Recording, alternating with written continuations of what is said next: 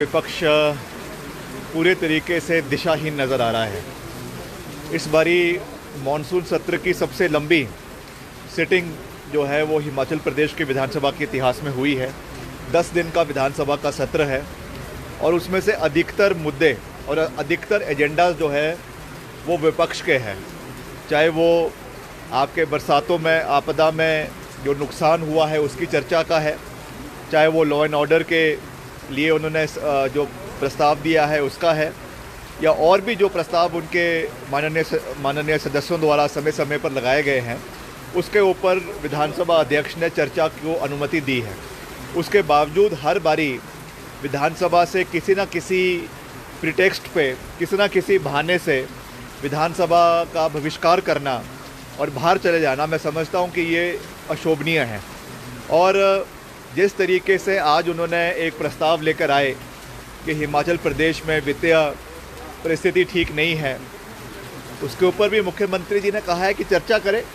चर्चा करने में कोई हर्ज नहीं है, हर चीज़ की बात होनी चाहिए, चर्चा होनी चाहिए कि प्रदेश को कितना ऋण और में ये पूर्व सरकार छोड़कर गई है। करीबन 80-85 हज़ार करोड़ रुपए का ऋण पूर्व सरकार द्वारा जो है वो हिमाचल प्रदेश की सरकार के ऊपर पड़ा है, प्रदेश के ऊपर पड़ा है। और वैसे ही जो हमको पीडीएनए में केंद्र से सहयोग मिलना चाहिए था वो अभी तक नहीं मिला है।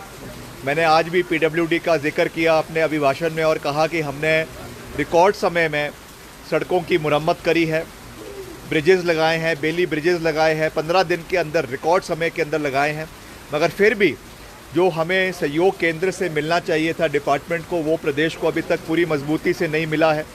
नेशनल हाईवे घोषित करने की बात थी, उस विषय को भी हमने कई बार हम उठा चुके हैं और 69 नेशनल हाईवे की बात करी जाती थी, अब तो हमने 6 की लिस्ट भेजी है। अगर वो 6 भी अप्रूव हो जाते हैं तो उससे हिमाचल प्रदेश में इंफ्रास्ट्रक्चर डेवलपमेंट को एक बहुत बड़ा बूस्ट मिलेगा। तो हम चाहते हैं कि सकारात्मक राजनीति हो। प्रदेश की वित्तीय परिस्थिति है, प्रदेश में कठिन समय चल रहा है, इसमें कोई दो राय नहीं है। मगर मैं मानता हूं कि हर चीज़ में राजनीति नहीं होनी चाहिए।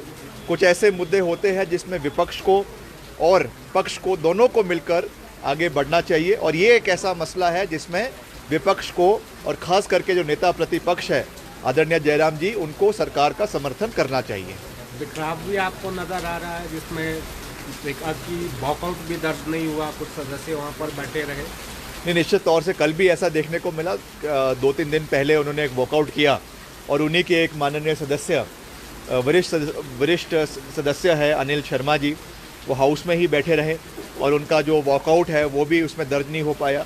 तो अपने इनकी टीम के अंदर भी कहीं ना कहीं एकता नज़र नहीं आ रही है। तो इनको इस चीज़ का भी ध्यान रखना चाहिए कि अपने एजेंडे को कम से कम पहले अपने विधायक दल में पास करवाए और उसके बाद सरकार के साथ लड़ाई लड़ने आए।